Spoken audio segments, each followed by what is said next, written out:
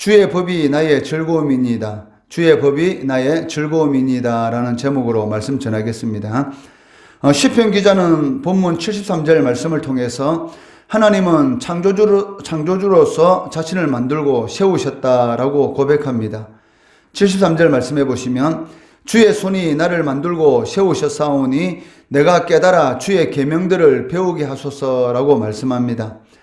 여기 만들고 세웠다라는 것은 창세기 2장의 말씀을 배경으로 하고 있는데, 하나님께서 하나님의 형상으로 사람을 만들고 하나님의 대리자로서의 사명을 감당하도록 하셨다는 것입니다.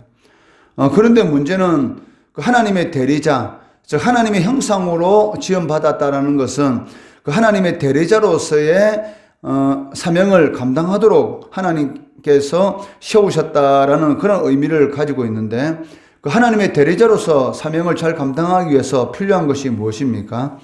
73절 말씀 하반절에 보시면 내가 깨달아 주의 계명을 배우게 해달라라고 기도하는 것을 볼 수가 있습니다.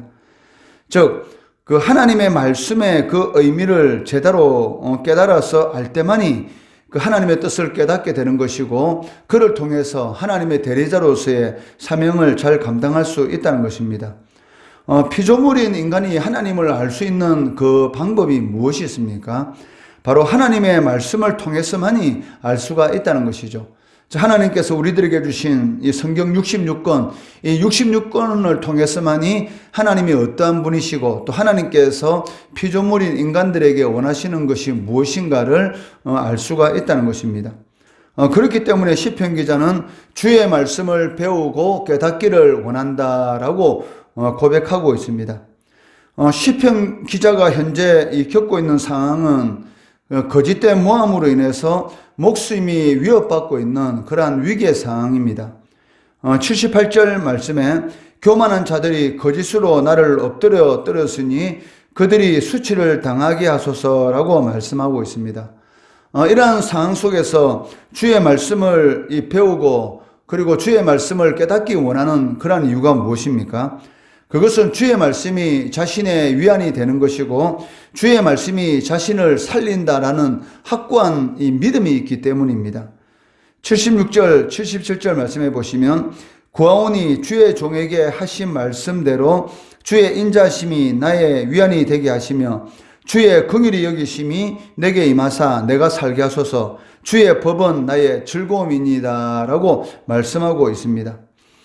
이는 주의 말씀이 자신에게 있어서 환난 가운데서 위안이 되는 것이고 살리는 것이 된다라는 그러한 고백입니다.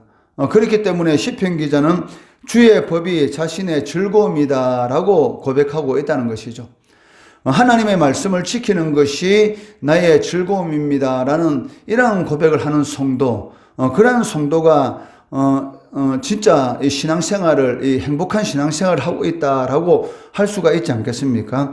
하나님의 말씀이 나의 괴로움입니다. 하나님의 말씀을 지키는 것이 너무나 힘들고 괴롭습니다라고 한다면 그것은 이 신앙생활의 하나의 의무가 되는 것이죠. 그렇지만 하나님의 말씀이 나의 즐거움입니다라는 이 고백은 무엇입니까?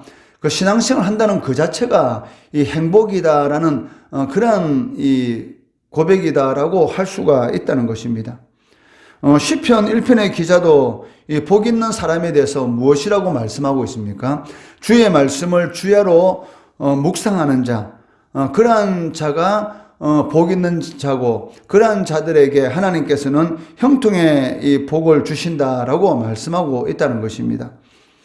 시편 1편 3절 말씀해 보시면 그는 시냇가에 심은 나무가 철을 따라 열매를 맺으며 그 잎사귀가 마르지 아니한 같으니 그가 하는 모든 일이 다 형통하리로다. 즉 성도로서 형통한 삶을 살 수 있는 길은 단 한 가지인데 그것이 무엇입니까? 하나님의 말씀, 주의 말씀대로 살아가는 것, 그것이 바로 성도의 삶 가운데 형통의 복을 누릴 수 있는 길임을 알 수가 있습니다. 그렇기 때문에 시편 기자는 말씀을 배우고 깨닫는 것, 이것으로만 그치는 것이 아니고 마음으로 주의 율례를 지키기를 원한다라고 고백합니다. 80절 말씀해 보시면 내 마음으로 주의 율례들에 완전하게 하사 내가 수치를 당하지 아니하게 하소서. 이 말의 의미가 무엇입니까? 하나님의 말씀을 따라 살아가면 그 성도는 수치를 당하지 않는 그런 삶을 살 수 있다라는 그런 의미인 것이죠. 그렇기 때문에 시편 기자는 자신의 마음으로 하나님의 말씀을 완전하게 해달라. 즉 하나님의 말씀에 순종하는 그런 삶을 살아가도록 해달라라고 하나님 앞에 간절히 기도하는 것을 볼 수가 있습니다. 마음으로 주의 율례를 지킬 수 있도록 하나님 앞에 간절히 기도하는 것은 그 율법을 지키기로 이 마음으로 결심할 때 그 이어오는 것이 있는데 그것이 무엇이냐면 바로 행동입니다. 행함이 없는 믿음은 죽은 믿음이지 않습니까? 그렇기 때문에 시편 기자는 그 율법을 지키기로 이 마음으로 이 결심을 하게 되는데 그 이유가 무엇이냐면 그러한 결심을 통해서 이 행동이 뒤따라오기 때문입니다. 그리고 그러한 사람은 결코 수치를 당하지 않는다라고 말하고 있다는 것입니다. 그래서 잠언 4장 23절에서는 무엇이라고 말씀하십니까? 모든 지킬 만한 것 중에 더욱 내 마음을 지키라. 생명의 근원이 이에서 남이니라 라고 말씀하고 있다는 것이죠. 모든 것은 이 마음에서 일어나는 것이기 때문에 마음을 지키는 자가 가장 복된 자다라고 말을 할 수가 있습니다. 시편 기자는 주의 말씀이 악인들의 거짓 때문에 이 자신의 목숨이 위협받는 그런 상황 가운데서 이 하나님의 말씀이 자신에게 위로가 되는 것이고 궁극적으로는 자신을 살리는 것이다. 즉 이러한 위기 상황 가운데서 구원하는 그런 능력이 주의 말씀에 있다라고 고백하고 있습니다. 그리고 주의 말씀을 지키는 자, 즉 주의 말씀대로 살아가는 자는 결코 수치를 당하지 않을 것이다 라고 고백하고 있다는 것이죠. 그래서 주님께서도 뭐라고 말씀하십니까? 사람이 떡으로만 사는 것이 아니라 하나님의 말씀으로 사는 것이다. 즉 이 세상에 있는 땅의 것으로 사람은 살아가는 것이 아니라 즉 하나님의 형상대로 지음받은 것이 인간이기 때문에 하나님의 말씀을 따라서 살아갈 때 수치를 당하지 않는 것이고 살리는 그러한 이 은혜를 맛보게 된다라고 말씀하고 있습니다. 이 말씀처럼 주의 말씀을 지키는 자들이 절대로 수치를 당하지 않게 되는 것이고 또 주의 법이 즐거움이 되는 그런 은혜를 누릴 수가 있다는 것입니다. 과연 우리는 하나님의 말씀이 즐거움입니까? 아니면 괴로움입니까? 하나님의 말씀이 괴로움이라는 것은 그 말씀을 지키지 않는다는 것이죠. 지키지 않으려고 하기 때문에 그것이 괴로움이 되는 것이지 하나님의 말씀을 지키려고 하면 그것이 자신의 삶의 즐거움이 되는 것이고 살리는 것이 되는 것이고 그리고 수치를 당하지 않는 것이 된다라고 시편 기자는 고백하고 있습니다.